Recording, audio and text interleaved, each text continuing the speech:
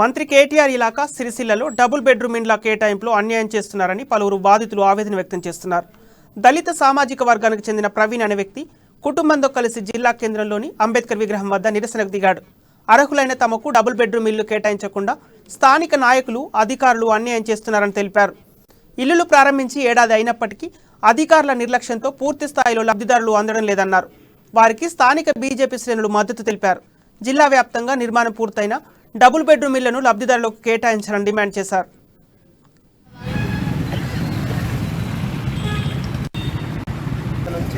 చేసుకున్నాం సూసైడ్ చేసుకున్నాక హామీ ఇచ్చింది గ్యాస్లో వస్తున్నాక ఏమన్నా నీకు డబుల్ బెడ్రూమ్ ఇస్తామన్నారు. సెకండ్ విడతలు వస్తారని అన్నారు. సెకండ్ దాలో పోయి అడిగితే అలా లేదు. తర్వాత ఇప్పుడు మొన్న మూడో విడతలో నిన్న పోయిన కమిషనర్ దగ్గరికి అలా లిస్ట్లో పేరు చూద్దామంటే లిస్ట్లో పేరు లేదు. కమిషనర్ దగ్గరికి పోయి అడిగిన సార్ నాకు ఇస్తా అన్నారు కదా ఏంటంటే ఓపిక పట్టలేదు అబాబు నీకు అందరికి వస్తుంది అందరితో పని నీకు వస్తుంది అందరితో పని నీకు వస్తుంది ఆగస్తలేదు అని అన్నాక ఆయన సార్ మరి నేను 4 రూపాయలు నేను ఒక్కరినే ఉన్నా కదా సార్ మాలోని నాకు ఒక్కరు ఇల్లు ఇస్తారంటే